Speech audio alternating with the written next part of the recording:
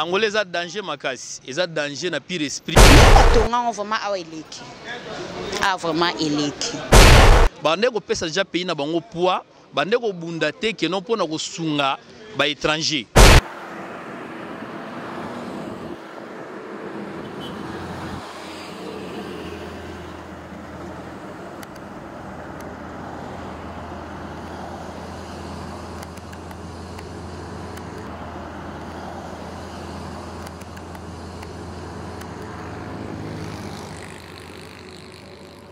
Bon après-midi, salut à tous les abonnés de CHDTV News. Je crois que vous avez belé pour recevoir le lot dans Italie, votre émission qui est Bolinga découverte.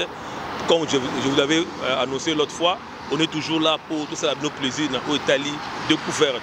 Et aujourd'hui, nous allons parler précisément de l'Angola. L'Angola, c'est la République de l'Angola, c'est un pays qui est situé en Afrique australe. Donc, c'est un pays qui est limité au nord par la République démocratique du Congo, RDC au Boyebi, et d'autre part par le Congo-Brazzaville avec son enclave de Cabinda. Et à l'ouest, il y a ce qu'on appelle l'Atlantique, l'océan Atlantique. C'est aussi une partie qui fait limiter l'Angola à l'ouest. Et à l'est, il y a la République de la Zambie. Et au sud, il y a la Namibie, superficie de l'Angola. L'Angola a 1 246 700 km².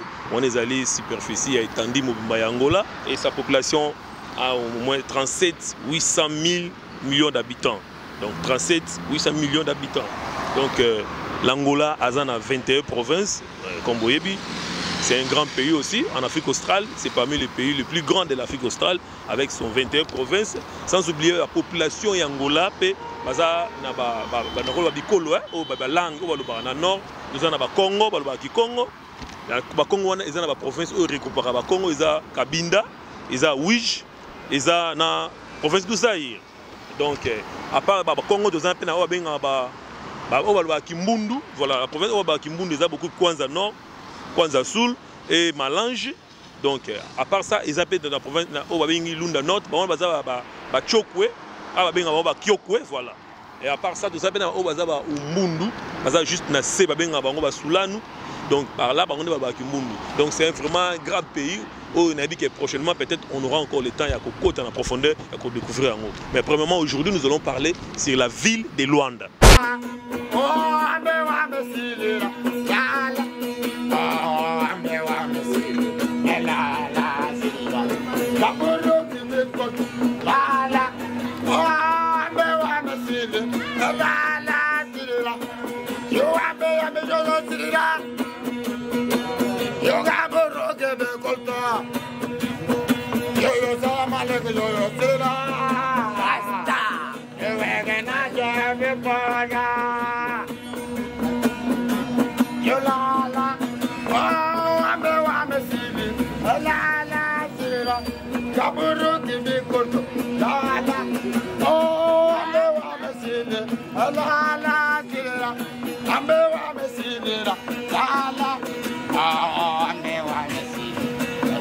Merci encore une fois de plus pour l'émission CHDTV News. Maintenant, pour tout en profondeur, précisément dans l'Italie, capitale Angola, au Boyebi, Izali, ville de Luanda. La ville de Luanda, c'est une grande ville où Azali na superficie na Izali 2257 km². Donc vous allez voir que c'est une ville moyenne comme d'autres villes à travers le monde. Par exemple, peut-être la ville de Kinshasa. En dehors de ça, sa population est estimée en 2024 et d'environ de 10 27 900 millions d'habitants. Donc, Izali, la population Oyo, la ville de Luanda. Donc, il y a une ville qui a eu croissance rapidement parce que déjà, il y a au moins 3,91%. Il y a croissance rapide. Donc, c'est une ville qui est Kolimbangu. Et en dehors de ça, historiquement, il y a la ville de Luanda. Et vous savez, la ville de Luanda a été créée le 25 janvier 1575. La ville de Luanda a été créée le 25 janvier 1575. Vous comprenez que c'est une ville qui a été créée depuis des temps. Donc jusqu'à présent, 6 siècles déjà, aujourd'hui, ville de Luanda. Alors, le père fondateur de la ville, il s'appelle Paulo Dias Noves. Donc, Azali, un navigateur portugais. Azali, un navigateur portugais. On a voyage. Un navigateur, il y a un navire. On a voyager pour nous découvrir. Alors, Paulo Dias Neves, il y a un portugais. Qu'on naviguait en Atlantique, c'est ce qui a eu niveau il y a Luanda.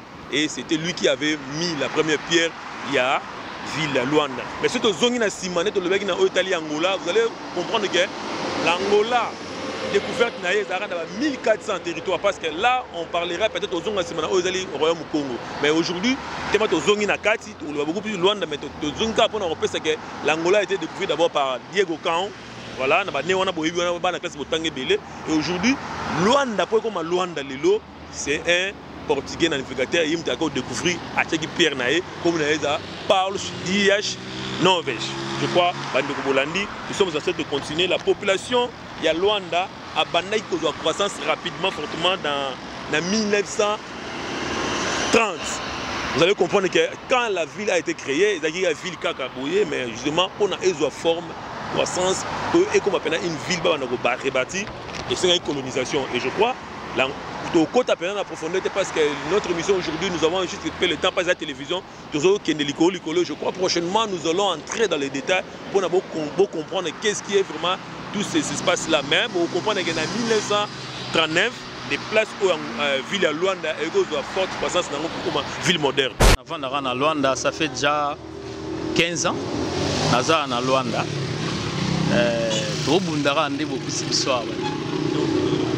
Bon, par rapport il y a développement en Luanda, na sepela no makasi eza ba salakelo mobu eza inévitable pour banda basisaki guerre na bango pour guerre na bango betaki à peu près 28 à 29 ans, ezaki près comme à 30 ans et ba ko sala pays donc accord moko ya paix ya bango awa mais les gars batin belete po ndenge nga na yelaka nande na kutelaka ngo na lelo ndenge komeli eza penda différence eza makasi par rapport ya bakonzi na bango ba parti politique na bango nde basala cohésion ba yokana pona mamboka donc batelemela bina mamboka kuso comme na mamboka ba fanda rapina bango tout est photo bongisa bo photo sala batala soute que no oza opposant oza majoritaire donc to sepela par rapport à construction na bango na ba infrastructure na bango ndenge basala donc c'est très important so na Luanda ya lelo balakso Luanda ya lelo eza ba parti mususu o comprendre dango te on dit mateke o eza Luanda donc ebandi na ba 2002 à part ça donc na éviter hein faut qu'on encourage les pays africains à faire des Bangolais basala. Donc na sens wana quoi. Pour Bangolais bazana esprit moko boye, eza un peu tribal. Donc tribal na bango eza esprit ya mabeti.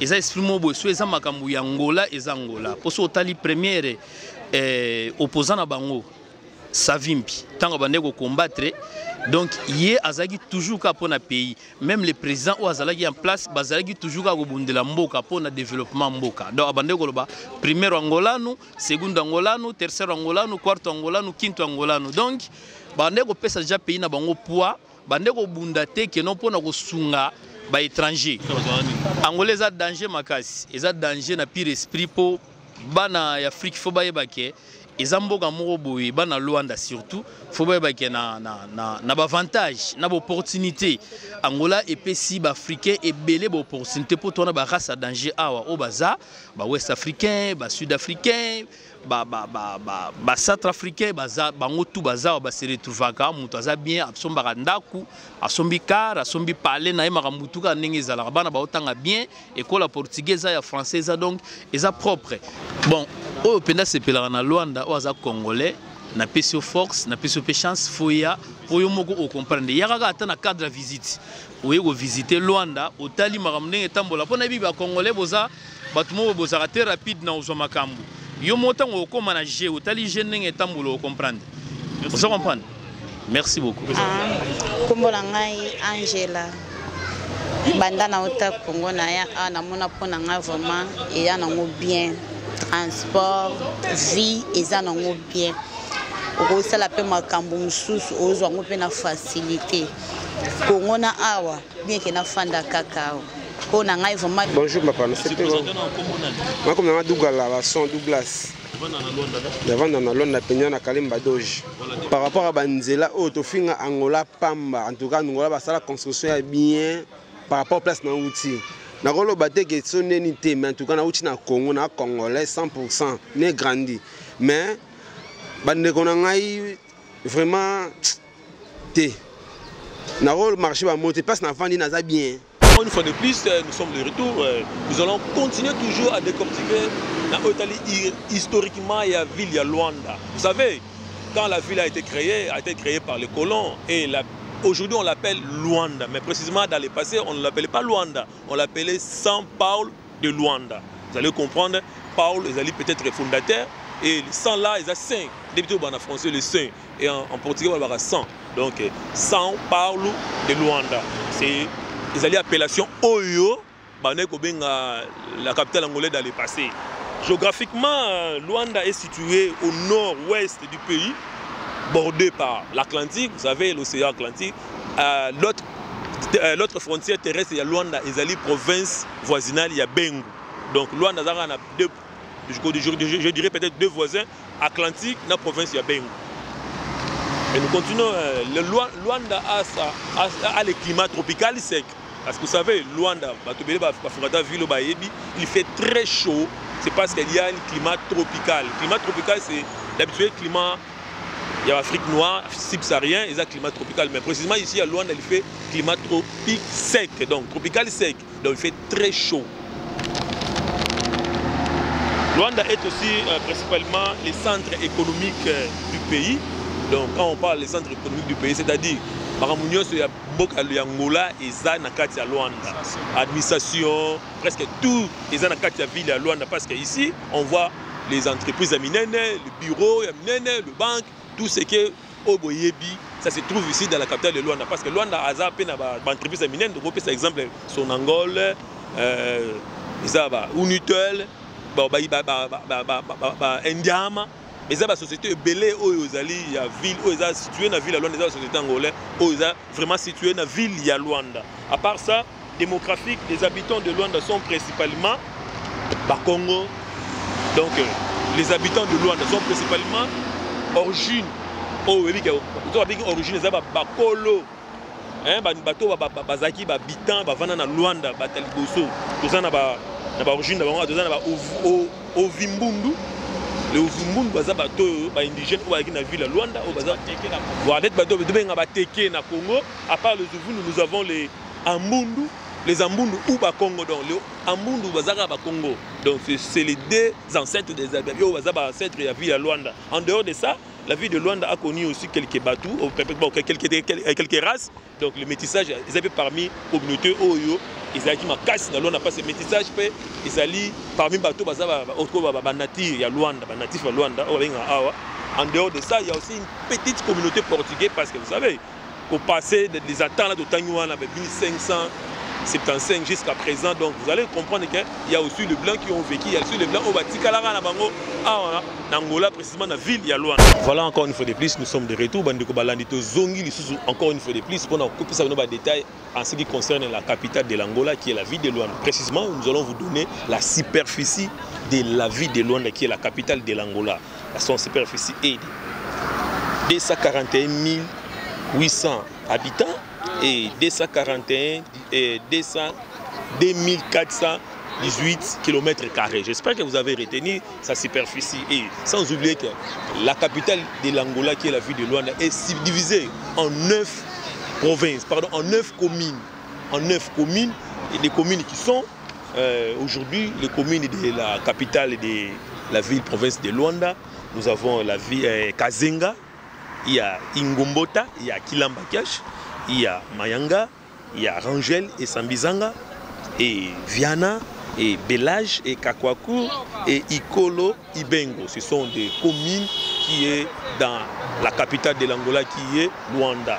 Donc comme en Kinshasa, nous avons des communes, Otoyebi, Gombe, Ngalema. Précisément aussi, dans Luanda, nous avons des communes oyo abenga ba commune moko oyo portaka vraiment quelque chose ba commune Belux oyo za na ba quartier mo kitoko oyo abenga par exemple na Congo na biso dans na Gombe dans na ba campagne et précisément ici il y a des quartiers comme Alvalade aussi, ce sont des lieux où ils sont kitoko, calme, où ils ali au Sepela. Il y a aussi Ingombota. Ingombota, Ingombota est la commune où tout le centre-ville commercial de la ville de Luanda. Par exemple, là où nous sommes, dans un quartier, il y a commune, il y a Ingombota. Précisément dans le quartier où il y a Mutamba. Mutamba est ali centre-ville na bango, et situé dans le quartier commune, il y a Ingombota. J'espère que vous avez un peu compris qu'est-ce qui est la ville de Luanda. Ensemble encore avec vous, nous allons découvrir encore d'autres choses qui est restées. La ville de Luanda est aussi une ville portière parce que c'est une ville où elle est située justement dans le bord de l'Atlantique. Sa capitale est aussi une ville portière. Il y a aussi port Munene, port où il y a bateau Minene il y a partout dans le monde.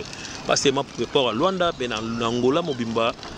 L'angle où il y a l'ouest, il y a un port rebellé, il y a un port, il y a Lubitu, port, il y a Benguela.